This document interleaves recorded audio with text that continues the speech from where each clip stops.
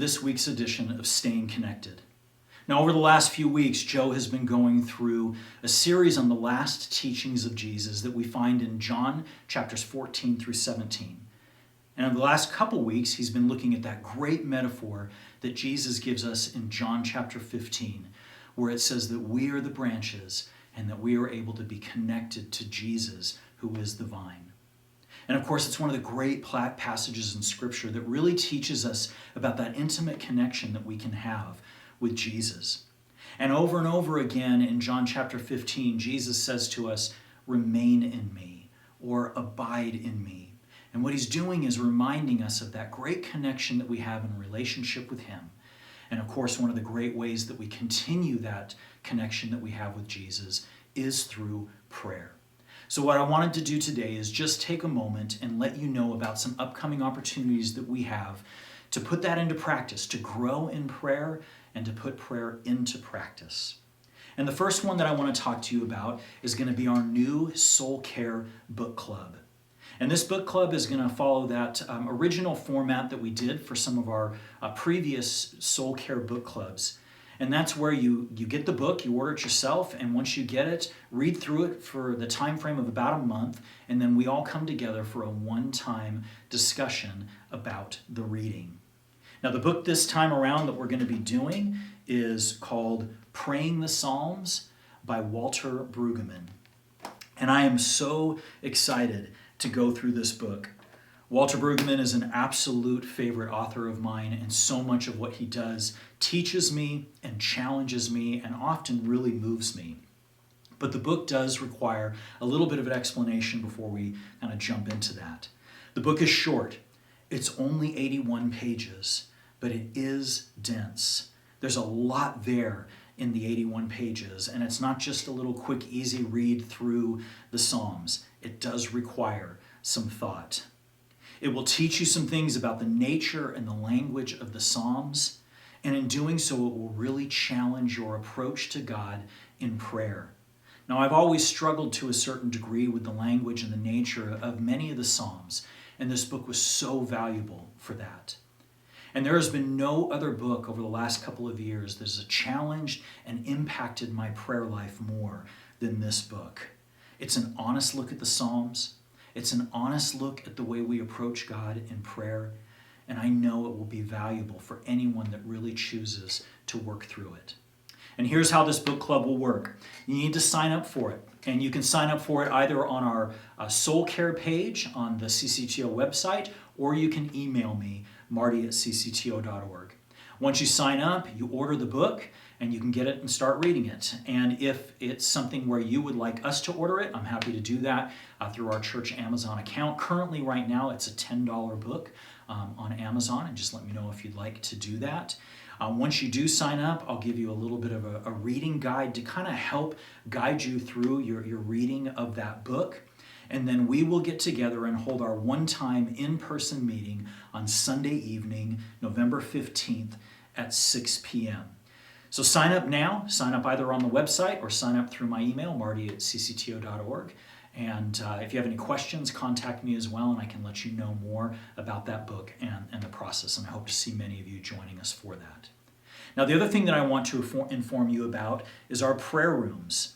Now, these have been happening for the last couple of months, but we've made a slight change in them, and we want to let you know about that opportunity once again.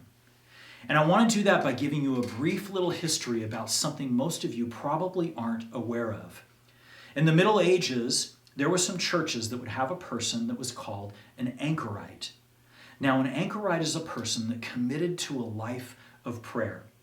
There would be a room that would be attached to the side of the church, and they would live in that room.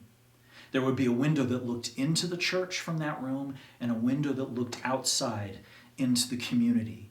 And from that room, they would live and they would pray. And people could come to that window inside the church who were part of the church, and they would come to them and they would ask for prayer.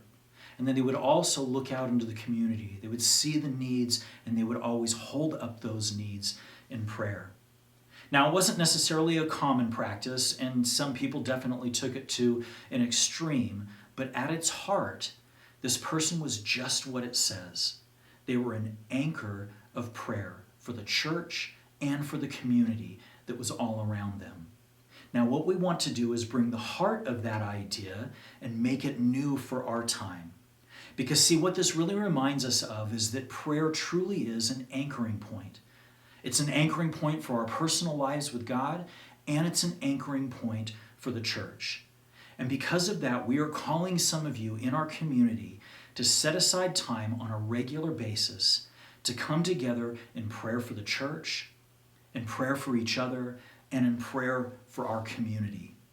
Now, of course, we aren't asking for a lifetime of prayer in a small room, but really just 1 hour during the week in one of our 2 online Zoom prayer rooms that we have currently up on our website. Now, there are 2 groups of people that have already been doing this. One is meeting on Tuesday evenings from 7 to 8, and the other on Thursdays from 1 to 2. They pray for our prayer requests, for the church as a whole, and for our community all around us. And I am encouraging some of you to come and to join them.